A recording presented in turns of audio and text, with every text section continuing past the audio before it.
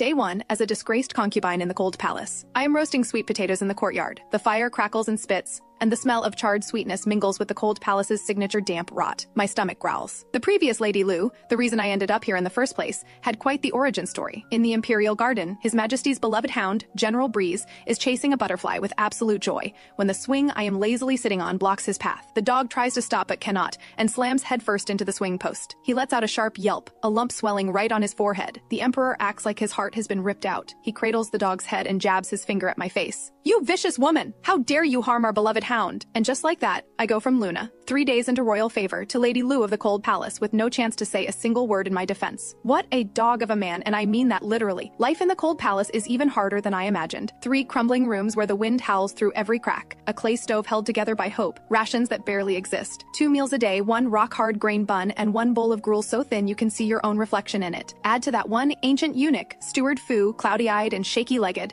serving as both guard and meal delivery. Every time he drops the food box at the door, he looks at me like I am garbage. "Lady Lu, save your strength. Stop making trouble." That is the sentence he says to me most. Sure, no trouble. Just starve to death in a place even the rats refuse to stay. I am a 21st century engineering student, a self-taught maker, a nobody with a toolkit. You think I'm going to just sit here and take this? Invent. I have to invent. To fill my stomach. To survive. The problem is startup capital. All I have is dust, spider webs, and broken bricks. Nothing. Then I spot the pile of furniture left by previous occupants chewed apart by rats, and my eyes light up. The old elm table legs. Mortise and tenon joints. Perfect firewood, and they burn slow. The vanity with its peeling red lacquer. I pry off the drawer panels. Even thickness. Excellent material. 1 embroidered stool missing half a leg. Stuffed inside with dry cattail grass. Good stuff. Steward Fu peeks through the door crack, face pale with horror. "Lady Lu, you are tearing the room apart. You cannot do this. You cannot." "Fu," I say, swinging half a brick, smashing the stool frame with 2 solid clangs. "This is called resource recycling. Do not worry, nothing is going to collapse." He shakes his head, sighs, and shuffles away, muttering under his breath, "Gone mad. Truly gone mad." Invention number 1. Goal clear, solve the food problem. The clay stove wastes fuel and fills the room with smoke until your eyes pour tears. Worse, it is horribly inefficient. My eye lands on the only halfway intact object in the courtyard. A cracked clay vat, about waist high, with a long split running across the bottom. That is why it was abandoned. But look at this material, this thickness. Is this not a ready-made slow-burn stove just waiting to happen? I grunt and heave the vat to the sheltered corner of the courtyard, stack broken bricks into a base, and prop the vat up on top. The crack at the bottom does not need patching. It becomes the air intake. The drawer panels I pried off earlier, I grind them against scavenged stones, round and round, until they become a circular lid that fits the vat. I chisel a hole in the center and insert a smooth table leg as a chimney. Finally, I scrape up some ancient dried yellow clay from the corner, mix it with well water, and plaster every gap shut. A homemade slow-burn stove. Done. Steward Fu arrives with the buns, spots the big black contraption in the corner, and nearly drops his eyeballs. What is this thing? The kitchen god's new ride? Improved stove, I say, dusting clay off my hands. No more smoke in your face. I load the firewood into the air intake right in front of him, light it, and seal the lid. The smoke goes straight up and out through the chimney like a good little cloud. I drop both rock-hard buns inside the vat. 2 hours later, I lift the lid. The buns are soft and warm, carrying just a hint of wood smoke char. Steward Fu stares at the bun, then at my stove, then at me. After a long pause, he squeezes out 4 words. Not bad. Not bad at all. Basic survival handled. Time to pursue quality of life. The water in the Cold Palace is murky and bitter. Washing your face stings. Washing your hair or bathing is pure fantasy. My hair is so greasy you could stir-fry with it. My skin itches so badly I want to scratch the walls. Not acceptable. Invention number 2 goes on the list, a water filtration system plus a simple shower. The cracked vat gets a second career. I lay a thick bed of washed pebbles at the bottom, then a layer of crushed charcoal, hand-selected hardwood charcoal from the leftover firewood, and top it with repeatedly rinsed fine sand. Simple filtration system, done. I pour the muddy well water in, catch it below with a cracked clay basin. The water that drips out is visibly cleaner. I take a sip. Still a faint, earthy taste, but 100 times better than before. Steward Fu takes a sip, smacks his lips, and says, "Remarkable. Lady Lu, did an immortal teach you this?" "It is called science," I say, rather pleased with myself. With clean water, a shower becomes possible. I find a sturdy fork in a nearby tree, hang a smaller cracked clay pot from it, drill a small hole in the bottom, and plug in a hollowed bamboo tube as a shower head. I fill the pot with filtered water and let the sun warm it for most of the day. The water turns pleasantly warm. I hang a salvaged bedsheet as a curtain. Step underneath, pull out the cloth plug in the bamboo tube, and warm water rushes down in a gentle stream. It is uneven and a little slow, but in the Cold Palace, it feels like paradise. The first time I take a warm shower, I almost cry. I finally feel human again. Next door lives Faye, who arrived 6 months before me. She used to be a palace dancer. She is loud and dramatic. Through the wall, she sighs constantly, complaining that the Cold Palace is no place for a human being. But ever since my banging and clanging started, her sighs turn into sarcastic commentary. "Oh, Luna, tearing the place apart! Is the Cold Palace not broken enough already? And that giant black pot pickling vegetables? All that splashing? Hey, are you secretly crying in there? Crying will not help. Save your energy. I am busy working on my handmade soap and cannot be bothered." Right. Invention number 3. Soap. Plain water cannot clean hair or clothes properly. I need something with real cleaning power. Materials: lard saved from cooking, since Steward Fu, seeing me behave, occasionally slips me an extra piece, plus the soapberry pods growing wild in the cold palace courtyard, and the wood ash lye water left over from filtration. I melt the lard, mash the soapberry pods, squeeze out the juice, and slowly stir in the lye water, mixing without stopping. An indescribable smell spreads through the courtyard. Faye's nose is sharper than a hound's. She is up on the wall in seconds. Luna, what are you doing now? That smell! Oh, you are not boiling something disgusting, are you? I give her a flat look. Do not talk about things you do not understand. This is good stuff. Great stuff. She pinches her nose, face twisted in disgust. I would not take it if you paid me. I pour the finished soap liquid into molds I shaped from broken pottery shards. A few days later, I unmold them and cut them into chunks, yellowish, ugly as sin. I grab one immediately, work it into warm water, and a rich, fine lather appears. I wash my hair. It is cleaner and smoother than it has ever been. I wash my hands, and stubborn grime lifts right off. I scrub my clothes, and stains visibly disappear. The results are outstanding. I am happily washing my hair, lather piled high on my head, when I look up and see Faye hanging halfway over the wall, eyes wide as coins, staring hard at my foamy hair and the clearly much cleaner clothes drying on the line. That ugly yellow chunk? Her voice is a little dry. Does it actually clean things? I shake my lathered head at her. You can see for yourself. Faye swallows hard. A parade of emotions crosses her face. Shock, struggle, and finally, a painfully awkward smile. So, Luna, we are practically sisters in suffering, you and I. Stop right there. I wipe foam off my face. You want something, you trade for it. I point at the one decent silver hairpin still in her hair. That one. What? Faye claps her hand over the pin, like I stepped on her tail. But this is my last valuable thing. Then do not trade. I go back to slowly scrubbing my hair. I have enough. Faye looks at my clean hair, then at her own greasy clumps, then feels her stiff, dirty clothes. She wrestles with herself for a full incense stick's worth of time. Fine. She steels herself and pulls out the pin, tosses it over the wall. Give me 2 bars. No, 3. Deal. The Cold Palace's first international trade. Successfully completed. With Faye as a walking advertisement, my Cold Palace soap finds its market fast. The main customers are the other long-term residents. Lady Wang trades a carefully kept embroidered handkerchief for 1 bar. Lady Li trades half a packet of secretly hoarded white sugar for 2 bars. Even Peach, the little errand maid with the best gossip network in the palace, blushes and trades a small bag of toasted pumpkin seeds for 1 bar. Steward Fu watches the goods piling up in my courtyard. His expression shifts from shock and suspicion to something harder to read. For the first time ever, he does not drop the food box on the ground. He sets it on the clean step instead. Lady Lu? He hesitates, then lowers his voice.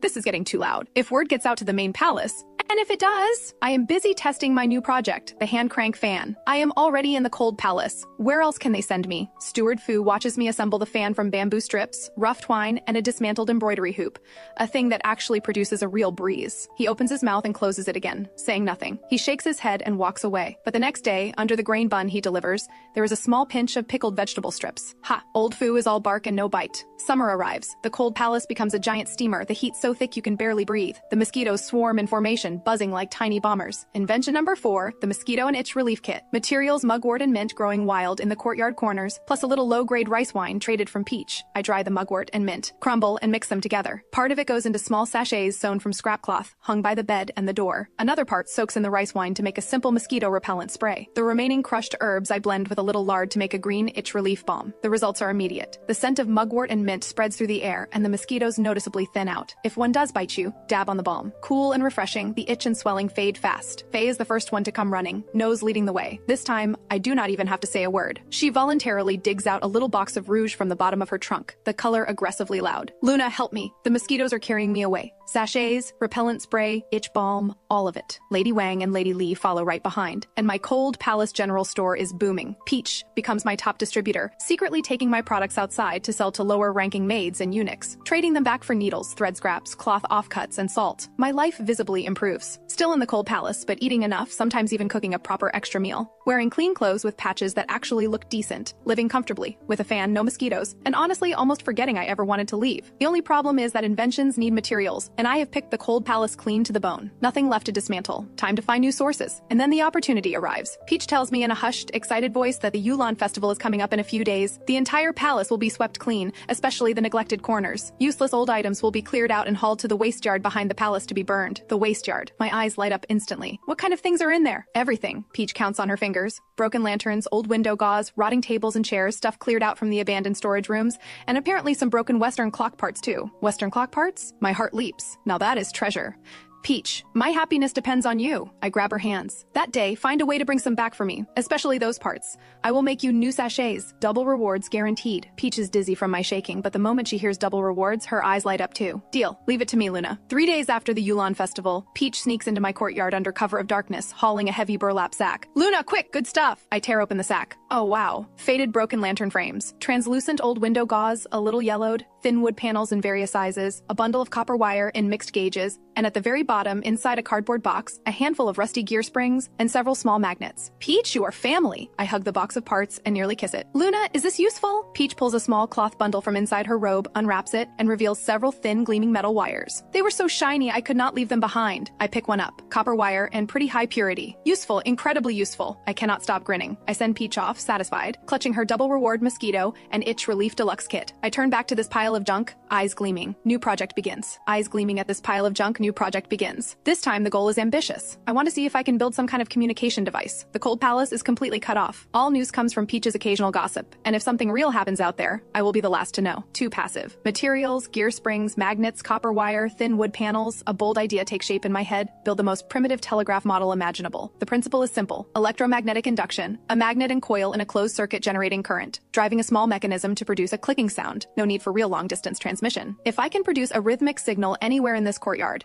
and prove the principle works, that counts as a win. Time to get to work. I carefully wrap the small magnets in window gauze, fix them onto a dismantled embroidery hoop to serve as a rotor, wind the finest copper wire around a wood panel to form a coil, and combine the gears and springs into a simple hand-crank generator. The electricity it produces is pathetically weak. The trickiest part is the receiver. I build a small stand from a wood panel and suspend a tiny hammer made from window gauze and thin bamboo strips, with a thin iron plate placed below it, salvaged from a broken lantern. The ideal scenario, I crank the generator on my end, a weak current travels through the copper wire to the receiver coil, generates a magnetic pull, draws the little hammer down to strike the iron plate, producing a sharp tap. But in practice, everything goes wrong. The wire is too fine, the connections keep snapping, the power output is so weak it is barely measurable. The hammer is so light the slightest air current sends it swinging uselessly. I fall into a frenzy of adjustments. The courtyard fills with failed prototypes. My hair is a mess, my hands black with grease and soot, my eyes fixed only on that pile of scrap metal. Steward Fu arrives with the food, takes one look at me, and nearly drops the box. Lady Lu, are you brewing some kind of potion? He stares at my device, its tangled copper wires going every direction, with an expression that says this object should not exist in the mortal world. Faye hangs over the wall, looking genuinely worried. Luna, have you lost your mind? Should we get a physician? She probably thinks I'm nearly gone. I do not even look up. Do not disturb me, critical stage. They have no idea. I might be just one small step from success. One sweltering afternoon, cicada screaming, I crouch on the ground, making my 108th attempt to connect that cursed wire. Sweat drips down my forehead and into my eyes, stinging and burning. My fingertips are raw from hours of winding copper wire, hot and screaming, frustrated, absolutely furious.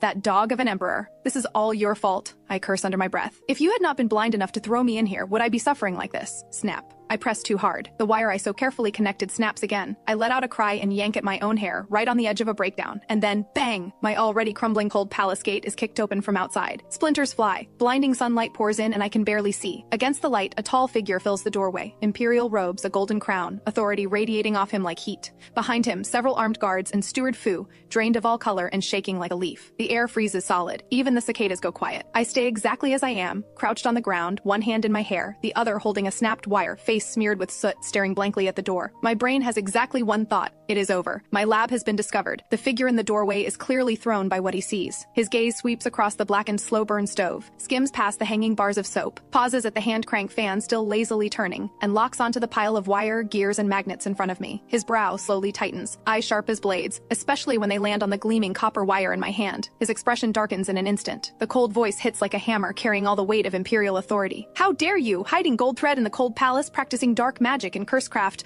Gold thread, cursecraft. I look down at the few scraps of wire in my hand. I look at my pile of junk. Then I look at his stormy, infuriatingly handsome face. A surge of pure rage shoots straight from my feet to the top of my skull. To hell with this emperor. To hell with cursecraft. I have had enough. I shoot to my feet, rank and etiquette be gone. Cursecraft! I hold up the snapped wire. My voice shakes with fury. Your Majesty, would you open those imperial eyes of yours and actually look? This is copper wire, brass, not gold, worth almost nothing. I point at my pile of junk. And this is called a scientific experiment. Science, not witchcraft. The angrier I get, the louder I get. The anger I get, every frustration, every day of being wrongly blamed, every hour of failed debugging, it all erupts at once. I am starving and freezing in this cold palace. What am I supposed to do? Just wait to die? The stove is so I can eat something warm. The soap is so I can stay clean and not get lice. The fan and mosquito repellent exist because this place is hot enough to cook an egg and the mosquitoes could carry a person off whole. Everything I have built is just to survive in this hellhole with a shred of dignity. Who does that hurt? What law does it break? I finish in one breath, chest heaving. The courtyard is dead silent. The guards all have their hands on their sword hilts. Steward Fu collapses to the ground in fright, eyes rolling back. Fei, on the other side of the wall, has probably fainted. The Emperor narrows his eyes and just stands there, expressionless, watching me. His gaze, which started as icy fury, slowly shifts into something strange, as if he is seeing me for the very first time, as if he is working hard to process the unfamiliar words that flew out of my mouth, like scientific experiment. The silence stretches unbearably long. Just when I think he is about to order my execution, he moves. He steps into my courtyard, his boots crunch on the scattered wood chips and copper wire, a soft crunching sound. He ignores all of it, walks straight to my hand crank fan, and stares at the bamboo blades still lazily spinning. Then he reaches out and pokes it. The blades wobble. He moves to the slow burn stove, lifts the lid, and peers inside at the leftover ash. Finally, his gaze falls on the clothes hanging from the bamboo pole, perfectly clean, neatly patched with scrap cloth, and beside them, several mugwort sachets. He picks one up and brings it to his nose. His brow seems to ease just slightly. Then he turns around, sharp gaze locking back onto me and the ugly yellow lump of soap in my hand. "That thing," he says, voice giving nothing away. "What is it?" I blink. "Soap. For washing things." "Washing what?" "Hands, face, hair, clothes, everything." I cannot read him at all. He is quiet a moment, seeming to think, and then he does something that drops every jaw in the courtyard. He holds out both hands to me, elegant and well-kept. "Try it." I think I mishear him. "Try what?" I think I mishear him. "Try what?" With that, he points at the soap in my hand. I look at his outstretched, impossibly clean hands, practically reflective, then back at my own lump of soap, plain and rough, then at his face with no particular expression but with something curious in his eyes. Did this emperor hit his head on the door, or did I yell him stupid? "Your Majesty," I say with difficulty, "your hands are already quite clean. There is really no need to—" "We said try it." His tone is flat and does not allow for argument. "Fine. You are the emperor. You win." I resign myself and walk to the water vat, scoop out half a basin of filtered water, pick up the soap bar, and rub it firmly across the back of his outstretched hand. The slick sensation makes his brow twitch, almost imperceptibly. Scrub, short and direct. Gritting my teeth, I take hold of his very regal hand, wet it slightly, and start working the soap in. Fine white lather quickly coats the back of his hand. A faint scent of soapberry and wood ash rises. Not exactly pleasant, but deeply clean. He looks down, watching the lather build and build on his hands, his gaze so focused he might be studying a rare treasure. About 10 seconds in, "Rinse it off," he commands. I scoop up clean water and slowly rinse. About 10 seconds in, "Rinse it off," he commands. I scoop clean water and slowly rinse away the lather. As the water runs clear, his already clean hands now reveal a kind of clear, faintly dewy cleanliness. He raises his hands, turns them over and over in the sunlight, then brings them to his nose. No fragrance. Just a pure, clean freshness. He is silent for a long time, long enough that my legs start to go numb. He finally lowers his hands and looks at me again, his expression unreadable. "This thing," he points at the soap in my hand. "You made it? What is it made of?" "Lard, soapberries, wood ash, lye water," I answer honestly. He seems slightly surprised, his brow shifting again. Then his gaze sweeps over my pile of junk and finally settles on the gears and magnets. "That pile," he pauses, seeming to choose his words. "What is it for?" Here it comes. My heart climbs into my throat. How do I explain this? If I say I am building a primitive telegraph, will he think I am insane or accuse me of cursecraft again? I take a deep breath and go for it. "Your Majesty, that is an experiment." "What kind of experiment?" "An experiment in transmitting messages." I try to use words he might understand. "Using magnets, copper wire, and electricity." Well, magnets, copper wire, and, an invisible force that allows a specific signal to be received from far away. I am rambling. Even I think it sounds like pure fantasy. Sure enough, his brow tightens again, eyes full of skepticism. "Signal, invisible force." He walks into the pile of junk and crouches to pick up a magnet. "With just these?" "The principle is correct," I insist quickly. "The materials are just inadequate, and my technique has limits. That is why it has not worked yet." He holds the dark, dull magnet, weighs it, then picks up a wire and rolls it between his fingers. Then he looks at me, gaze burning like fire. "Luna." "Yes, Your Majesty." My heart tightens. "How long have you been in the cold palace?" 1 year and 3 months, Your Majesty." I remember exactly. 1 year and 3 months, his voice carries no emotion.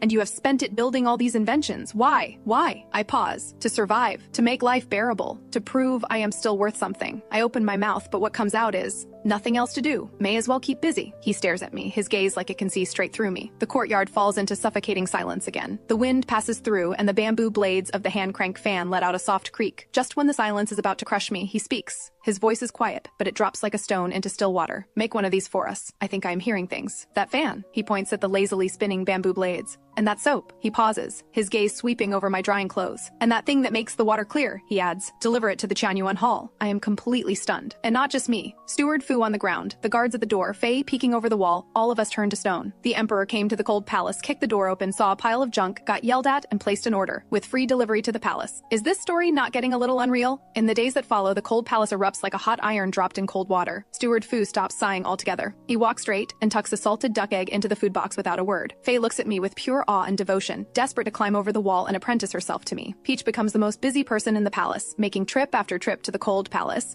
no longer bringing scraps, but making trip after trip with quality goods, fine lard, soft cotton cloth, brand new tools, and even a small jar of honey. Luna, His Majesty said only the best materials, Peach announces, face flushed with excitement. The imperial household head picked them himself. I become the star of the cold palace. No, the busiest foreman in the cold palace. The Emperor placed an order. This is not something to take lightly. I enlist Steward Fu, who volunteers as my assistant with suspicious enthusiasm, and Fei, who shamelessly pushes her way in, claiming she just wants to observe. Cold palace production begins. The fan needs an upgrade. Fine bamboo strips sanded smooth, gears redesigned for easier cranking, stronger airflow, the frame reinforced with solid hardwood. The soap needs refinement, filtered and filtered again, with a touch of honey and mint juice added to improve texture and scent. Each bar wrapped in new cotton cloth cut to matching squares, neatly tied. The filtration vat gets the most attention. Scrubbed inside and out, layered with fine white quartz sand and activated charcoal, reportedly developed by the craftsmen at the Ministry of Works, boosting filtration by multiple levels. I also include a simple shower installation manual, because the Emperor cannot be expected to hang a clay pot from a tree. Working around the clock, 3 days later,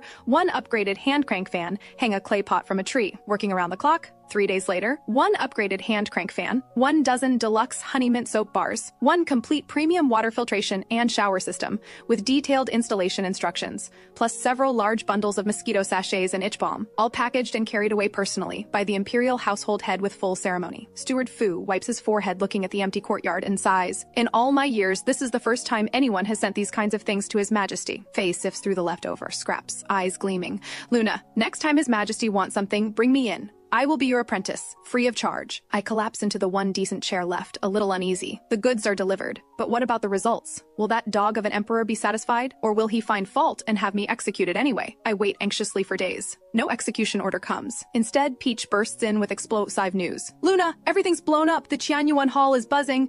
Peach storms in, so excited she can barely speak. His Majesty used your shower, and I heard he stayed in for half an hour. Came out with his hair still dripping wet, his face, oh, absolutely refreshed. And the fan, he has a junior eunuch crank it the whole time he reads reports. Says it is better than a basin of ice, and saves ice too. And the soap. Every single person working in the Qianyuan Hall gets their own bar. Chief Steward Wang washes his hands constantly and brags about how clean they are to everyone he meets. And the best part, His Majesty has sachets hung all around the royal bed. They say he sleeps like a dream now. Peach's eyes are shining. Luna, you are this. She holds up a thumbs up. I exhale. A little surge of pride rises up, unstoppable. Ha! Now you know what I am made of, Your Majesty. Before I can finish being smug, Steward Fu comes jogging in with a mysterious look. Lady Lu, the most extraordinary news. The Ministry of Works, they have sent someone. They say it is by His Majesty's order.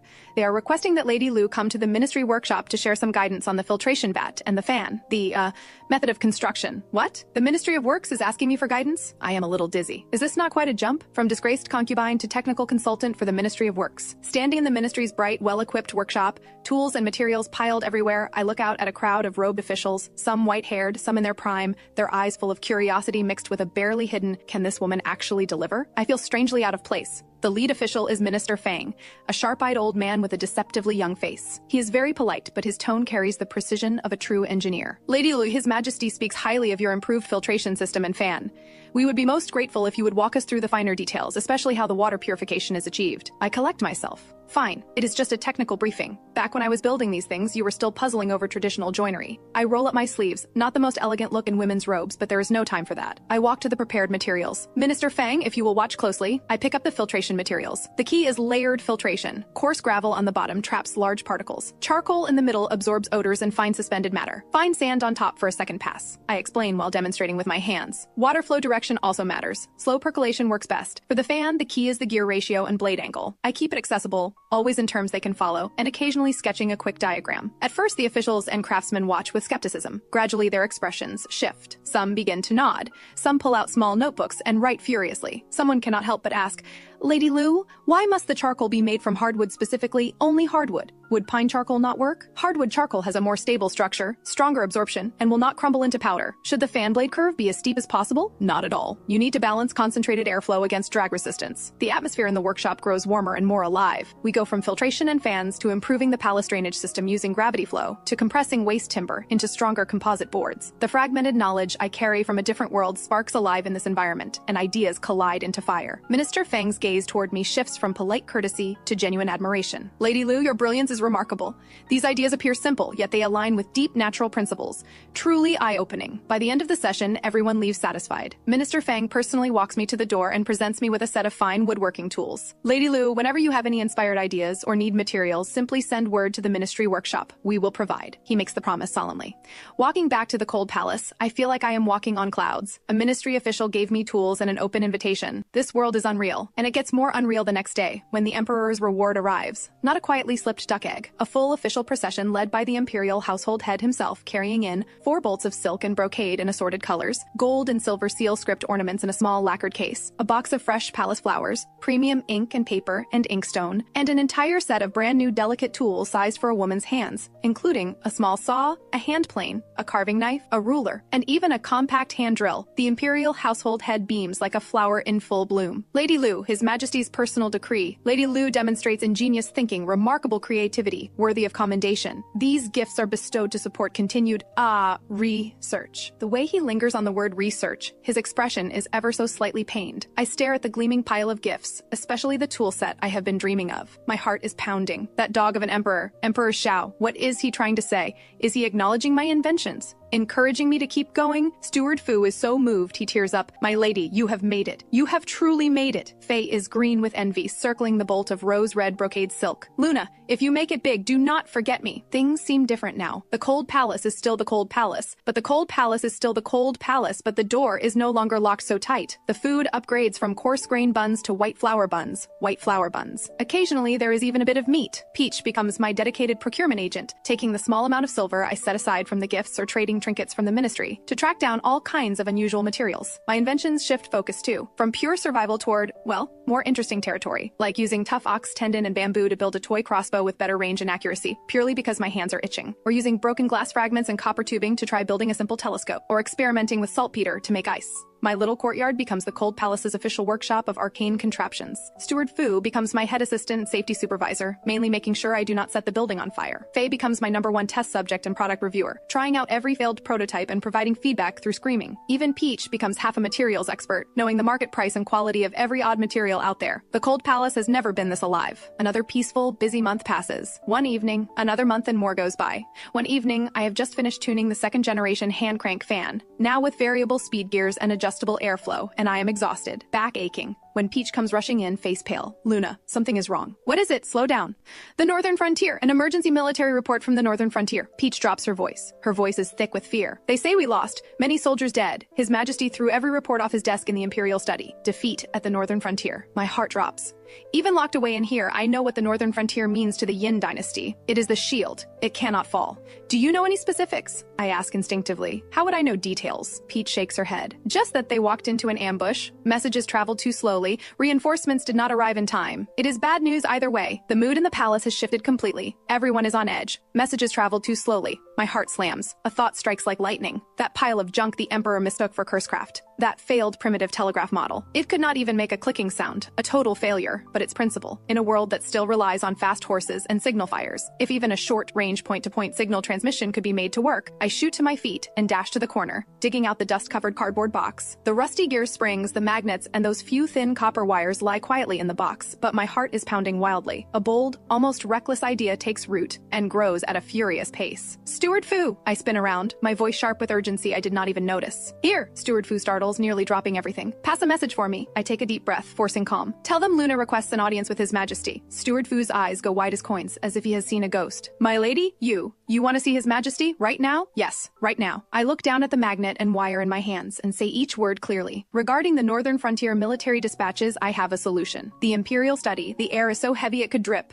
Suppressed fury and dread fill every corner. Emperor Shao sits behind the massive Imperial desk, face dark, eyes red-rimmed, reports piled in chaos across the surface. Senior ministers stand with bowed heads, not daring to breathe. Steward Fu shuffles in, hunched, and kneels below, shaking so hard his voice barely holds. Steward Fu, hunched, kneels below, voice shaking so badly the words barely come out. Lady Lu says, she says regarding the Northern military dispatches, she has a solution. Dead silence. You could hear a pin drop. The ministers snap their heads up and stare at Steward Fu like he has lost his mind.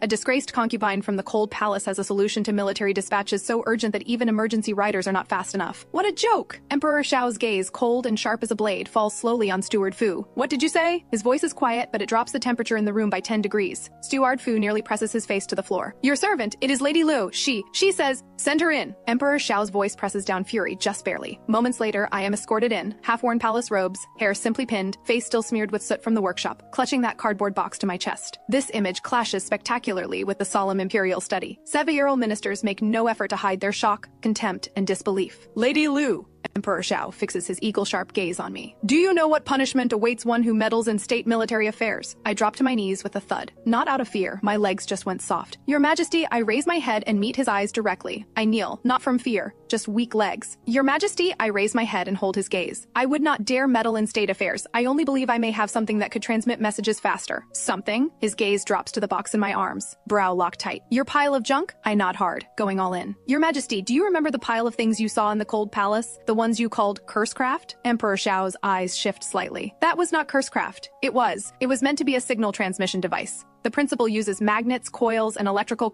Enough! A white-haired old minister cuts me off sharply, the Minister of War most likely.